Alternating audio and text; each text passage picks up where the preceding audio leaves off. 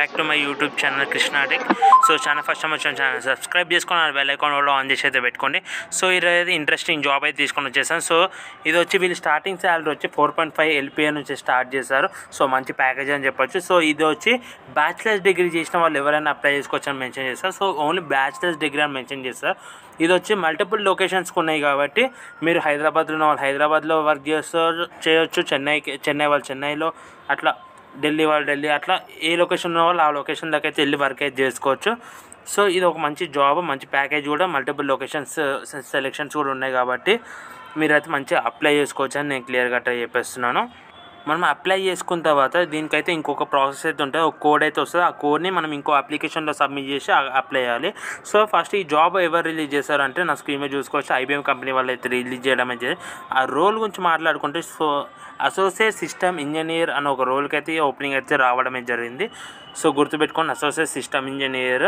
So వీళ్ళ work గురించి మాట్లాడుకుంటే వీళ్ళు వచ్చి మనము as a application developer you will lead IBM in to the future by translating system requirements into a design and development and customizing in your hands to transform visual business.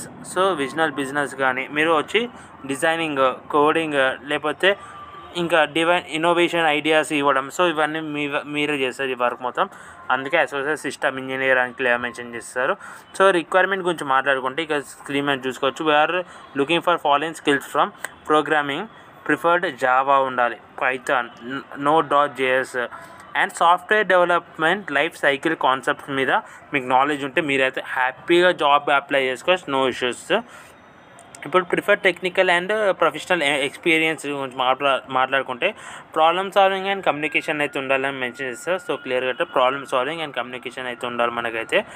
So అదైతే clear mention చేస్తారు. ఈ కింద చూసుకోవచ్చు required education గురించి bachelors degree అని clear mention చేస్తారు. So bachelor degree అంటే మనకేం మెన్షన్ చేయలేరు, కానీ దీనికి ఎలిజిబుల్ ఇది అసోసియేట్ సాఫ్ట్వేర్ ఇంజనీర్ రోల్ కాబట్టి దీనికి BE BTech, ME MTech, లేకపోతే MSc, లేకపోతే BCA, MCA ఈ క్యాండిడేట్స్ అయితే అప్లై చేసుకోవచ్చు క్లియర్ కట్గా. అందుకే ఈ జాబ్కి అయితే మీకైతే అప్లికేషన్ ఉందని చెప్పి నేను చెప్పేస్తున్నాను.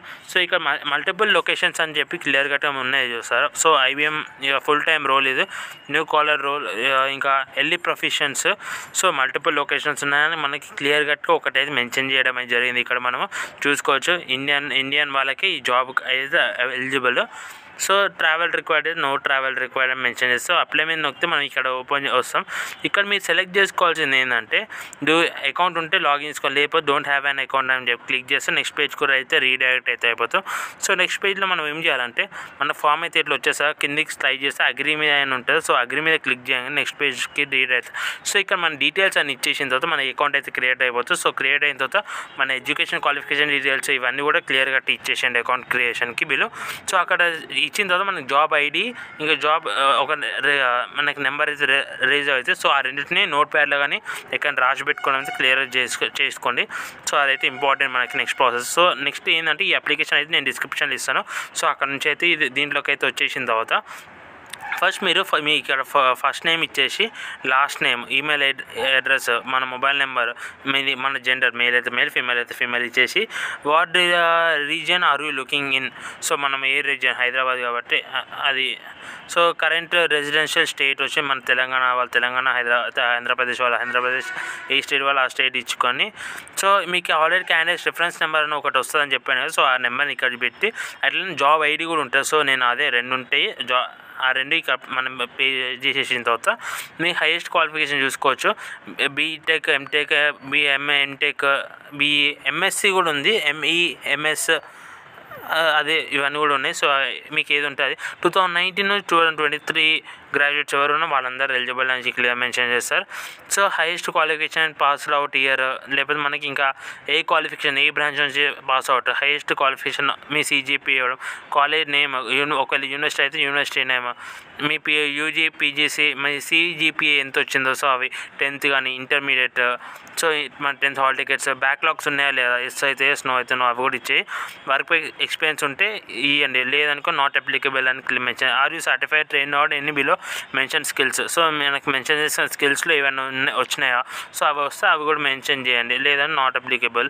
సో కానీ కొన్ని స్కిల్స్ అయితే నేర్చుకుని ఉన్నారని చెప్పి మన తర్వాత మన సర్టిఫికేషన్స్ ఏవైతే కంప్లీట్ చేస్తామో అవి అప్లోడ్ చేసి మనం సబ్మిట్ కొడితే మన అప్లికేషన్ అయితే సబ్మిట్ అయితే అయిపోతుంది వీళ్ళకైతే. ఇదైతే మనకి ప్రాసెస్.